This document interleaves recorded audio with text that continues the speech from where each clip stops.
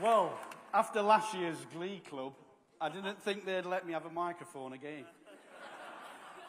Conference, it's my job to take you and think back to February when we all watched Donald Trump in horror with J.D. Vance, who bullied President Zelensky at the White House live on TV.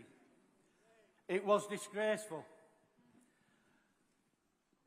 Over Trump's shoulder in the Oval Office, there was a bust of Winston Churchill. Can you imagine what he would have said if he had to watch the American president ignore his allies in Europe and roll out the red carpet for Putin? I am very proud that our party is internationalist. The Liberal Democrats believe we need to stand together with Ukraine and our European allies and work more closely with our joint defence. But that is why we've been leading the charge in standing up for Ukraine, calling for frozen Russian assets, to be seized and sent to support Kyiv, for extending the visas of Ukrainians who have sought refuge in the UK,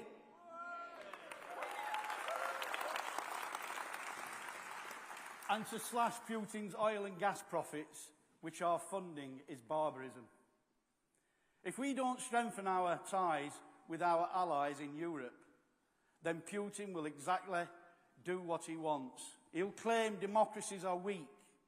He'll carve up Ukraine and then he'll look around for his next victim. We've seen the death and destruction he's caused in Ukraine, and we don't trust his word. And I know the British people agree with us. Now, if you have ever campaigned in North Devon, you will have met a fantastic Lib Dem campaigner and councillor called Ellen Walker. For the past 3 years, she's hosted a Ukrainian family, a mother called Maria and her young daughter called Mila. Ellen is like tens of thousands of British people up and down the country who offered their homes to Ukrainians evacuated from danger and welcomed them into our communities. People across Britain doing their bit to stand up to a ruthless dictator. Mila is now 7 years old. She goes to school here and speaks fluent English. All she can remember is life in Devon. But conference, I'm sorry to have to tell you bad news. Her uncle, Alexander, was killed just a few weeks ago fighting for his country, opposing Putin's illegal invasion, defending freedom and democracy. His family wanted me to tell you how much Ukrainian soldiers on the front line appreciate donations and supplies sent by the people in Britain. So as you vote and take part in democracy these next few days, think about what really matters and how important it is to stick together to defend it. Now, some of you will know that I enjoy a party. You might even have a lemonade or two yourself this weekend.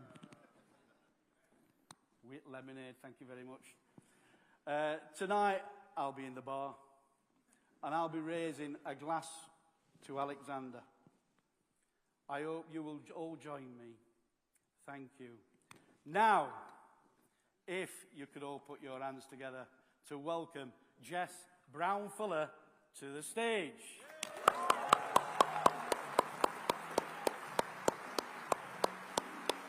Well done, Jeff. Well done. Thanks, Jeff. Well done. Good evening, conference. And thank you so much, Ian, for reminding us of the importance of supporting our Ukrainian friends. Now, I've been asked to come out and speak to you this evening about the rise of a new far-right populist party and their leader. But I'll admit to you, friends, I didn't really want to.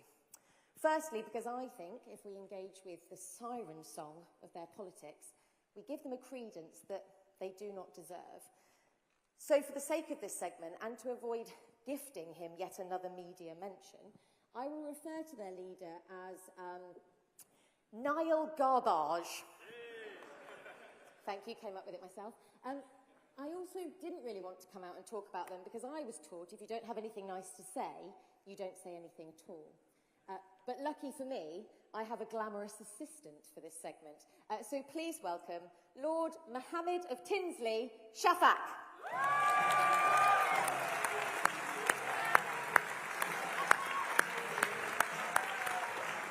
How are you? Yeah. I hear you need some help for... I do. I do. You need some help I do. for me to come and shout and call out Reform UK. If you wouldn't mind. OK, let's start with the facts. They want to abandon measures to tackle climate change. No, I don't think that that's actually fair. They don't want to abandon all the measures because look at how many Tories they've recycled. OK, fair enough.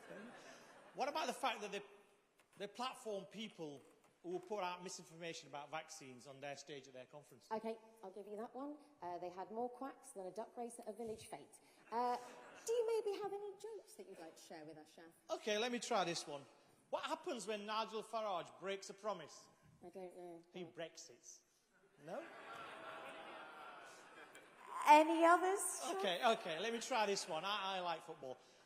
Why can't Reform FC never win any games? I don't know why. Because they're always playing the right wing. They need to play on the rest of the pitch. No? Come on, that was better. That one was a bit better. Look, frankly, the entire party is a joke. We read Reform UK's latest plans. Apparently, you can fix everything by just shouting at Brussels and blaming the elite. Well, if blaming Brussels was a government policy, Farage... Garbage, please. OK, sorry. I meant to say if blaming Brussels was a government policy, Garbage would have been Prime Minister 10 years ago. Honestly, we could stand up here and take the mick out of them all night, but you're right, Shaf. While their conference was absolutely hilarious, it isn't really a laughing matter. Reform thrives on anger. They want Britain to be permanently cross. Cross with immigrants, cross with Europe, cross with their own neighbours, if necessary. Look, exactly. They want to blame immigration for the nation's woes, but take no responsibility or accountability for being the ones for the key decision on breaking our immigration system. And the old parties, Labour and the Conservatives, well, they're too busy squabbling with each other. So it's left the space wide open for us, and it's our job to fill it. Absolutely. The Liberal Democrats can provide the antidote to their poison, because we are the party that believes in listening, not shouting. Look, we believe in hope, not fear. In building communities, not walls. And we have something powerful to offer this country. A Britain where all businesses thrive. Local communities have a real voice, and healthcare is not a luxury item. And a Britain that is open, generous and forward-looking.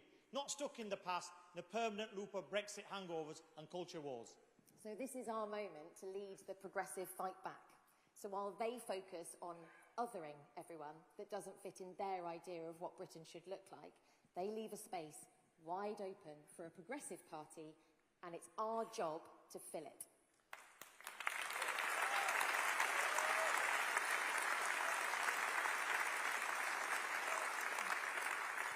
I have to say, their vision of politics thrives in the darkness, but the sunlight is the best disinfectant. It absolutely is. So get outside and get knocking on doors. Because the two-party system is finished. The people are asking, they're begging for a progressive alternative. And we as a party have a brave, bold and better vision for the United Kingdom. And together we can offer hope rather than hate, and progress rather than dog whistle populism.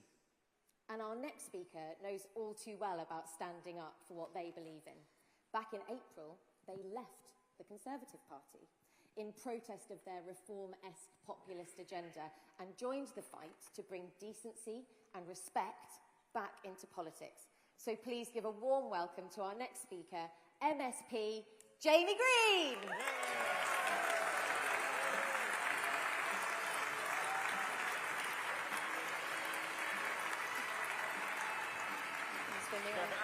Oh, we're dancing. Oh, we switched the music off. Oh, we were going to dance. Thank you very much. Oh, you want to dance as well? He's some dancer, that man, isn't he? Wow. Why are you all so happy? What's going on here? I have never been to a happy party conference in my life. Look, we've got confetti bombs. I'm waiting on the big disco ball to come down in a second. This is the best. Look, fellow Liberal Democrats. I'm still getting used to saying that, by the way, but it's getting better and it's getting easier. I am absolutely buzzing to be here with you tonight at my very first federal conference.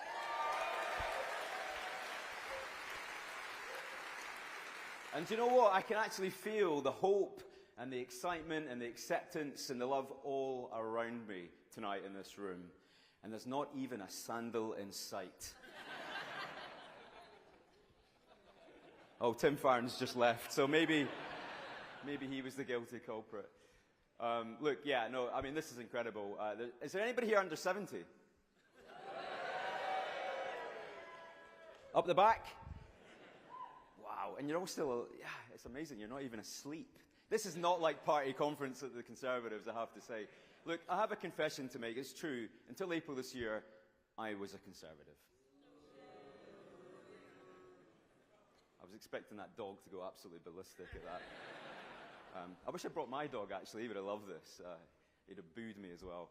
But to be fair, look, I joined the Conservatives under Ruth Davidson, and she was the leader at the time. And I have to say, at that time, a decade ago, they were a fairly tolerant and, dare I say, liberal bunch of people at the time. But wow, look at them now. Look at them. They are petrified of reform, aren't they? They've doubled down. They've abandoned any decency that they had left in them. They are in a race to the bottom. And let me tell you, folks, that is not a race that I was willing to participate in a minute longer.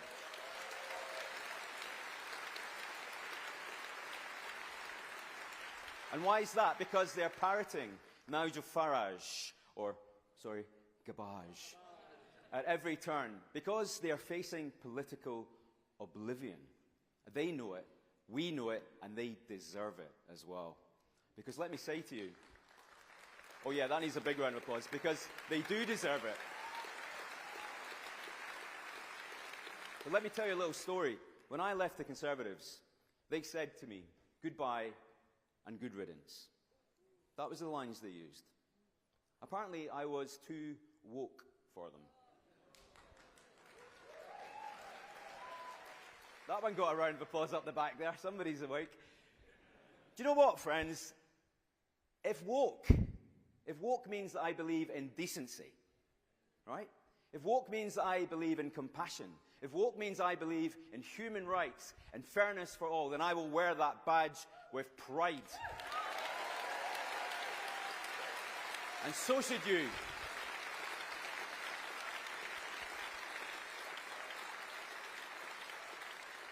I'm not going to lie, I was politically homeless when I left the Tory party, like so many people are right now across our country.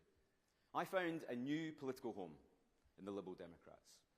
And I think so can they, because there are millions of people right across our four nations who are, to use my favourite Scottish word, scunnered by politics.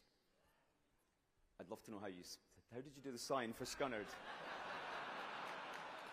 Just scunnered. Just look at my face, she says, yeah. And why are they scunnered with politicians? Why are they scunnered with the political ruling classes? Because Labour, she's like, please stop saying that word, it's too long. Labour have made an absolute shambles of their first year in term. We know that. They promised change, didn't they? The Tories have lost all sense of credibility and decency. And the SNP in Scotland, well, they've divided Scotland. They have trashed our world-famous education system. They have made us the drug death capital of Europe. So let me say to those people who are sick and tired of the status quo, I know you are, but reform is not the solution. It is not.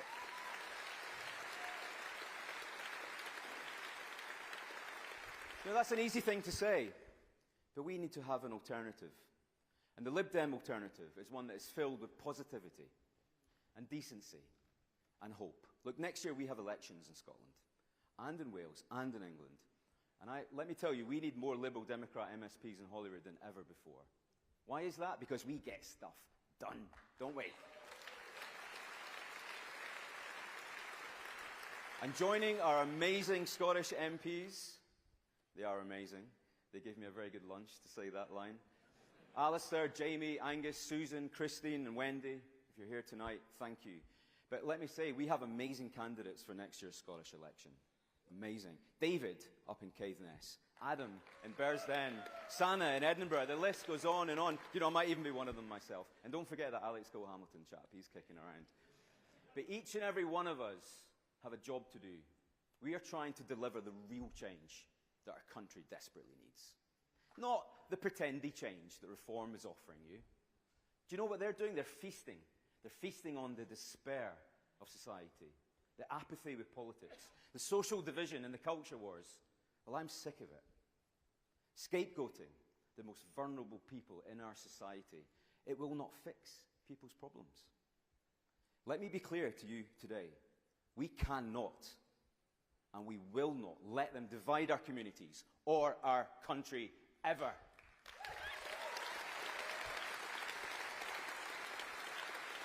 And do you know what? Their success is not inevitable. There is nothing inevitable about seeing Nigel Farage outside the door of number 10. And whose job is it going to be to stop them? You got it. It's got to be us. It will be down to us. Because Liberal Democrats at all levels make a difference. We've heard that already today. And look what we do achieve when we are elected. Our amazing MPs delivering solar panels and new homes, free court transcripts for victims of crime, tackling our polluted rivers. And just last week, my own victims bill in Scotland made it into law, making a real difference, to people out there in the real world. That's what healthy opposition does. Because whether you're in Holyrood or the Senedd or Westminster or on your local council, we just get things done, and we should never be afraid or ashamed to tell people that. Because, let me tell you, there are plenty of church roofs to fix north of the border. We don't talk the big talk about reforming our country. We just quietly get on with it. But do you know what I think? Maybe it's time to turn up the volume. Maybe it's time to roll up our sleeves. So when you leave this conference, go home, pack your waterproofs, pack your wellies, pack your walking shoes, and come to Scotland. Why? Because I need your help. We need to put an end of 2 decades of the SNP in power of Scotland. And this is a massive challenge. There are many doors to be knocked. There are many people to convince. But we can do this. I know we can. Trust me. If I didn't believe that, I would not have made the bold move to come and join you here today. Because let me tell you what I want. I want a fairer, better, more equal Britain. And I know you do too. So let's get out there. Let's do this together. Thank you.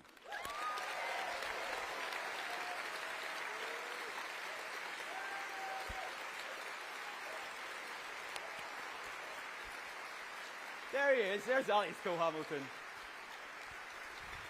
Now, I said go to Scotland, but don't go yet. The sleeper train is leaving in about 4 hours, but don't leave just yet.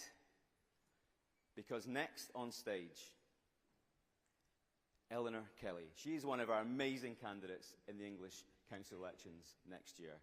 All the way from Sheffield. And I hope you've got a word that this sign lady is going to struggle with as well.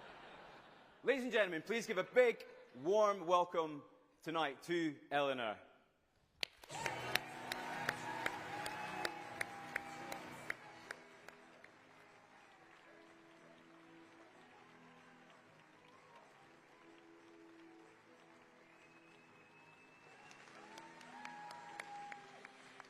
Up conference. Give me a cheer if you have helped with a local council campaign this year. That's right. Because of the people in this room, there are now 92 councils with a Lib Dem leader or deputy leader. We're in one of those areas right now. And it's because of the people in this room that we now run more councils than the Conservatives.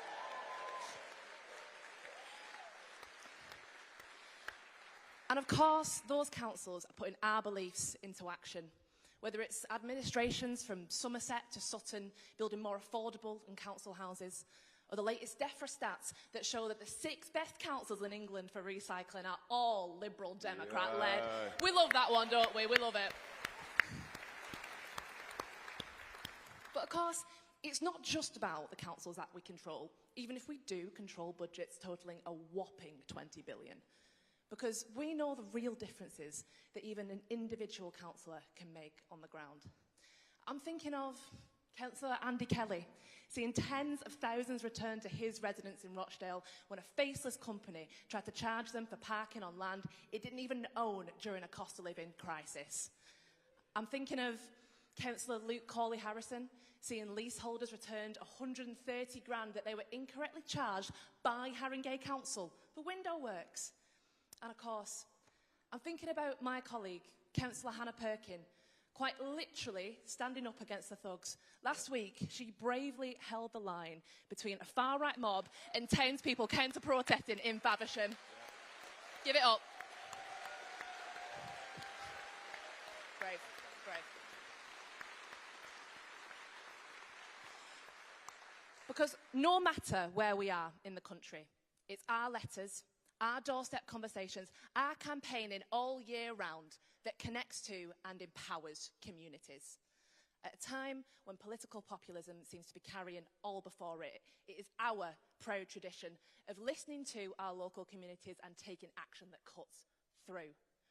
We know that the Reform Party takes hold when communities feel neglected, and the best antidote to populism is the Lib Dem approach. Yeah. We get things done at the local level. We show, we don't tell, that we are the ones who care and who listen, and we rise to the challenge where Labour flounders.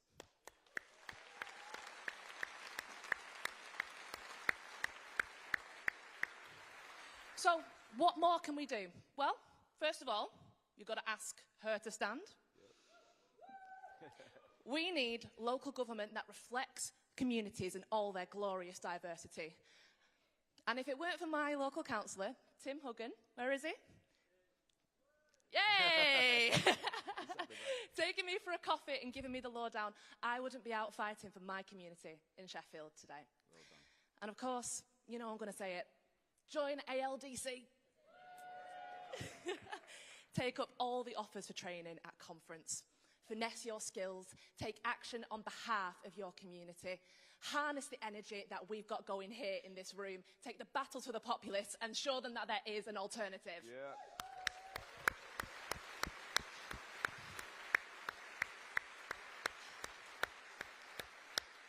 Conference, there are now over 3,200 Liberal Democrat councillors.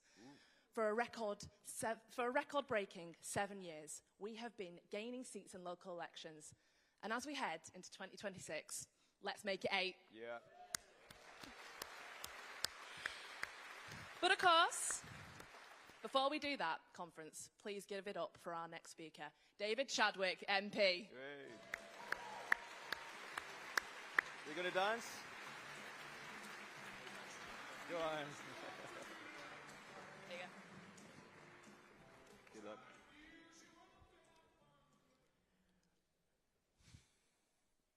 Conference. After 26 years of Labour running Wales, the evidence is clear. They have failed our nation. We have the longest NHS waiting lists in the UK, the highest child poverty rates in Great Britain, and too many communities feel abandoned by those in power in Cardiff Bay. Throughout a generation in power, Labour have wasted the opportunities of devolution and left Wales behind. Now, because of that neglect, we see the anger that fuels political volatility. People are simply fed up with being ignored. And that's why reform are circling, trying to exploit people's anger with easy slogans and false promises. But conference, we've already shown that they can be beaten. Yep.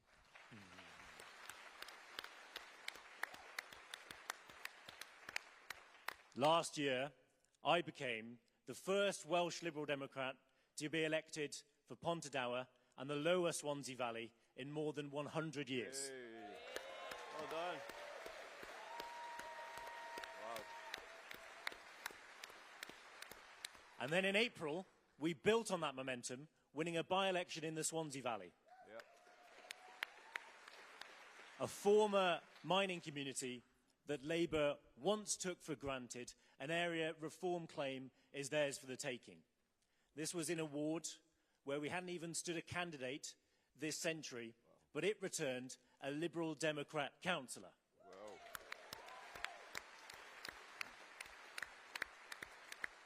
Susan Grounds, a retired Welsh-speaking midwife, won the hearts and minds of the very community that she's lived in her entire life.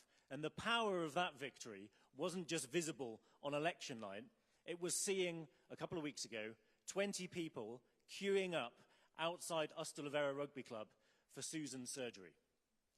That's what it looks like when a community begins to regain its faith in politics, led by a real local champion.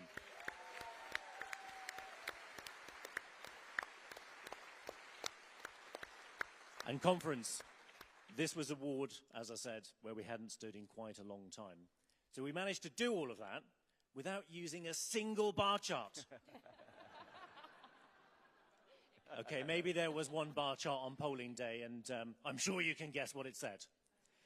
But conference, there has never been a better moment to replicate this success on a larger scale in Wales. Wales kept liberalism alive during our party's darkest days, with a little help from Scotland. And next year, we have the chance to win back some more of our Welsh Liberal heartlands and win in new areas of Wales too. Next year, the political map of Wales will change for the first time in just over a century. Next year, we will be beating Labour across Wales, stopping Reform in their tracks and electing a strong team of Welsh Liberal Democrats to the Senedd. Yep.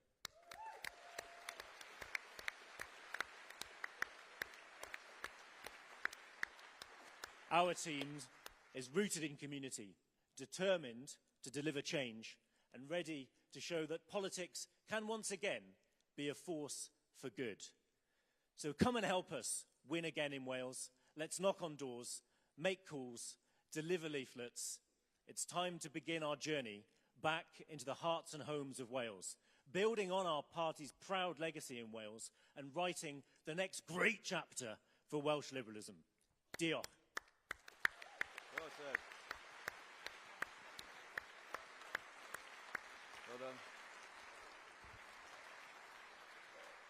We're not quite done yet, conference. Please welcome to the stage Deputy Leader of the Liberal Democrats, Daisy Cooper, MP.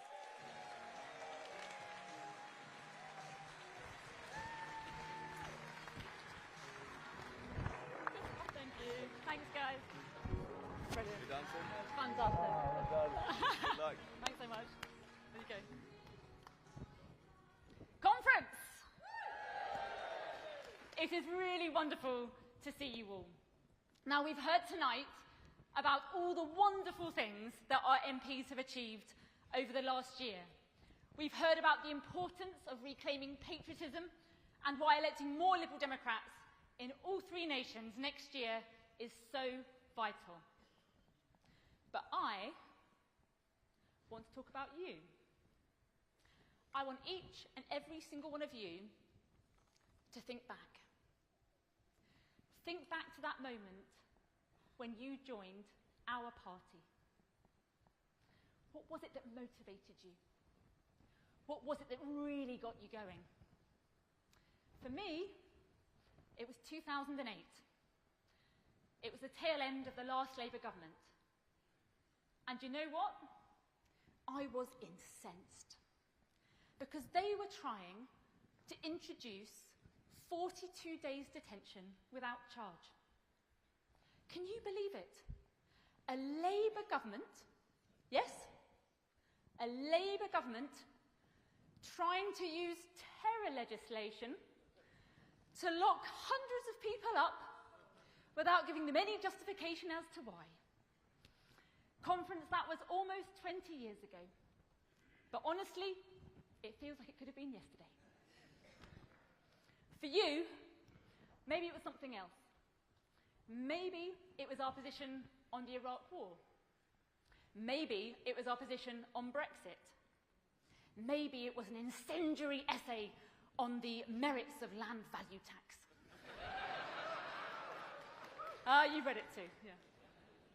Whatever it was, there was a moment. There was a moment when you had a fire in your belly. A fire in your belly that made you take a stand, take an action, join our party, and it set you on a journey that has brought us together today. Whatever that reason was, the truth is, the stakes have got a whole lot higher. Nigel Farage, Garbage, now thinks that he can be our next Prime Minister. There is no doubt that he's got a massive platform. A number of MPs now have a slot on GB News. But Nigel Farage is the first to go prime time with his own TV show. Question time. But you know that he models himself on Donald Trump, don't you? Just like Donald Trump, he wants to drill, baby, drill. Just like Donald Trump, he is a fanboy for Putin. And just like Donald Trump, he spends most of his time in America.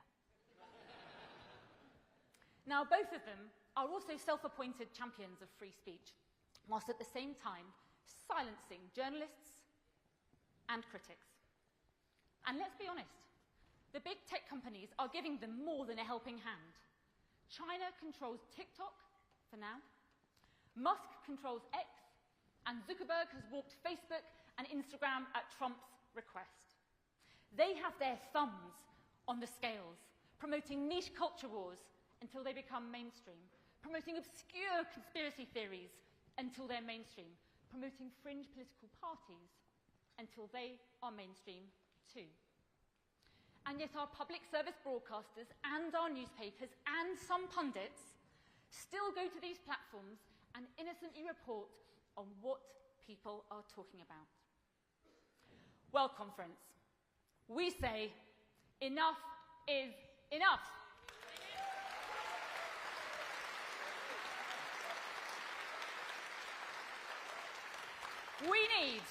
We need to call out bias at the BBC. We need to challenge those plastic patriots who appropriate our flag. We need to guard against misinformation to protect our children and our democracy. And can we look to President Trump for help with any of this? No. You got it. It's the right answer. Why not? Well, if George Washington couldn't tell a lie, and Richard Nixon couldn't tell the truth, Donald Trump can't tell the difference.